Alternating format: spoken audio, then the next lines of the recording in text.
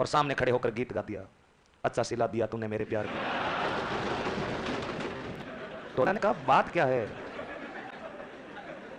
डोला को पूरी बात बताई गई कि ऐसी बात है, तुम्हारा अल्प आयु में विवाह हुआ था पुष्कर में, और पुष्कर में विवाह होने के बाद मारूवन आज भी तुम्हारा मरु प्रदेश में इंतजार कर रही है। तुम्हें 50 खत लिखे, एक भी खत का तुमने रिप्लाई तक नहीं दिया, ऐसा कैसे? डोला नरवर नाम की जगह है, एमपी राजकुमार या वहां का राजकुमार, और मारवण जिसे मारू कहा गया है, पुंगल प्रदेश के राजा थे पिंगल पमार, उनकी बेटी थी मारू। क्या है ढोला मारू में? ढोला और मारू गीत में क्या बताया गया? मारू का वीर है बताया गया है। बहुत बड़ी कहानी है। मेरे बीए में जब राजस्थानी थी तब यह कहानी लगती थी, पूरी विस्तार से थी यह कहानी। ऐसा बताया गया है कि ढोला के पिता और मारूवणी के पिता पुष्कर मेले में मिले। हालांकि कुछ कथानक मालवा में इनके सगाई बताते, लेकिन जो यूजीसी वाली बुक्स अपनी आती है उसमें बता रखा कि दोनों का मिलन पुष्कर में हुआ था। आपको यह मानना है कि ढोला के पिता माता और पिता किसी काम से पुष्कर आए होंगे, और इधर से मारू के माता पिता भी पुष्कर आए थे। दोनों का पुष्कर में इंट्रोडक्शन हुआ, परिचय हुआ, और बेटे और बेटी की सगाई की। सगाई के बाद विवाह हो गया। विवाह हुआ तब ढोला की आयु महज 3 साल थी।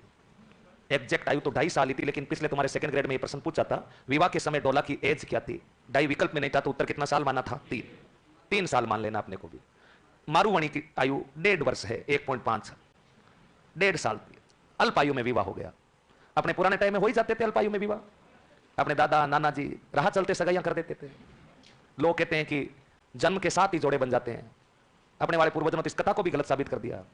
जन्म से पूर्व सगाइयां हो जाती थी। अपने डोकरों में इतनी मित्रता थी कि वो पहले कह देते कि मेरे पोता होगा, तेरे पोती होगी तो दोनों की सगाई करेंगे, मेरे पोती होगी, तेरे पोता होगा तो भी सगाई करेंगे। चलता ही था, दोनों के पोती हो जाए तो फिर कोई देखेंगे। लेकिन ऐसे चलते रहते थे, सगाइयां होती रहती थी। अल्प आयु में विवाह हो गया। विवाह के बाद राजस्थानी में विवाह भले ही अल्प आयु में हो, लेकिन लड़की जब आयु ससुराल जाने योग्य होती है तभी उसे ससुराल भेजा जाता है, जिसे अपने राजस्थानी संस्कृति में गोना, मुकलावा या आणो कहते हैं। अभी आरएस प्री में प्रश्न था, आणो है। विवाह के बाद दूसरी बार ससुराल भेजने का रिवाज क्या कहलाता है? आणो। मरुवणी इधर पुंगल प्रदेश में रहती, डोला उधर नरवर में रहता।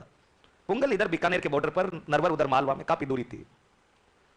डोला और मारू दोनों बड़े होते गए। बड़े होने के साथ ही डोला के माता पिता का देहांत हो गया। डोला थोड़ा और बड़ा हुआ, नरवर का राजा बन गया। राजा बनने के बाद डोला को अपनी शादी के बारे में कोई जानकारी नहीं थी कि अपनी अल्प आयु में भी कोई शादी हो रखी है। डोला बड़ा होकर एक शादी और कर लेता है। वो मालवा की राजकुमारी थी, इस कारण उसे मालवण कहा गया है। मालवा की राजकुमारी होने के कारण क्या कह दिया है? मालवण। बस फर्क इतना है, अपनी वाली मारवण है और ये बताओ कौन है? मालवण। रे और ले का फर्क है बीच में, मालवण। लेकिन मालवण को पता था कि डोला ऑलरेडी मैरिड है। भगवान जाने कहां से सूत्र लगाए उन्होंने, उनको पूरा पता था। मालवण ने कहा आने वाले दिनों में दिक्कत हो सकती है, मारवण कभी ना कभी तो संपर्क करेगी। संपर्क के साधन क्या है? खत है, डाक है। उस समय यही पत्राचार हुआ करता था। डाक आए तो क्यों ना डाक विभाग के मुखिया से ही संपर्क किया जाए और उसे कह दिया जाए कि उधर से पुंगलगढ़ की तरफ से कोई मुकाम पुंगल बीकानेर 34/12/15 की कोई खत आए तो डोला के पास नहीं पहुंचनी चाहिए, सीधी अपने पास ही आ जाए। आदेश दे दिया गया। रानी के आदेश को विभागाध्यक्ष कैसे मना कर सकता था?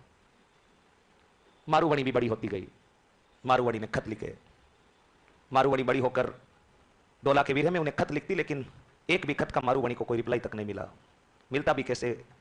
खत पहुंचता तो सही, लेकिन डाक विभाग का मुखिया ये खत मालवण के पास पहुंचा देता, मालवणी से फाड़ करके डस्टबिन में डाल देती है। ब्लॉक लिस्ट में है क्या? पता तो लगे।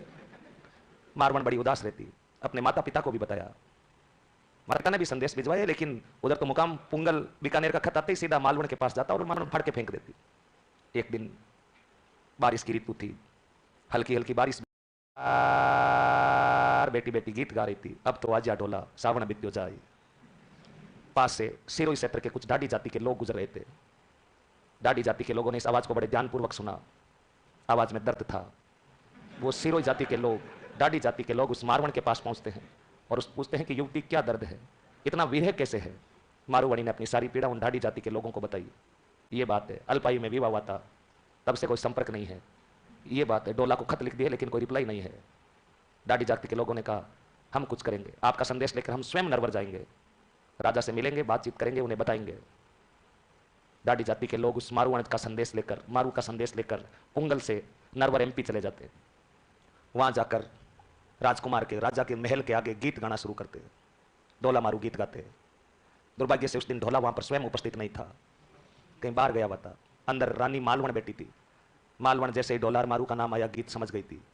अपने पहरेदारों की सहायता से उन डाडी जाति के जो 5 लोग थे, राजमहल के मुख्य द्वार से उन्हें हटा दिया जाता, खदेड़ दिया जाता, वहां से भगाया जाता। सिरोही जाति के जो लोग थे डाडी के, वो वहां से थोड़ा सा दूरी पर आए, उन्हें सामने ही राजकुमार डोला आता हुआ मिल जाता है। यहाँ पर खेले गए होंगे महाराज डोला, सामने से मिल जाता। अब राजा को तो कौन नहीं पहचाने, पूरे ठरके से चलते थे अपने राजा, 4-5 आस में अंगरक्षक वगैरह घोड़े पर, पहचान लिया ये डोला है।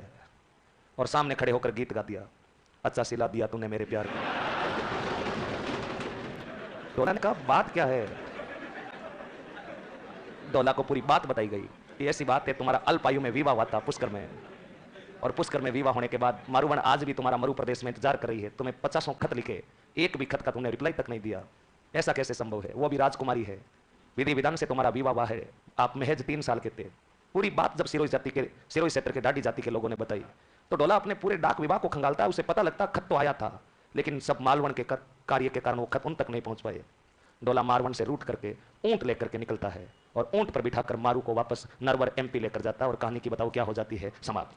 राजस्थान में आपको कहीं पर भी ऐसा लिखे जिसमें ऊंट के ऊपर एक महिला और एक पुरुष बैठा है, तो वो निश्चित ही चित्र किसका होगा? डोला और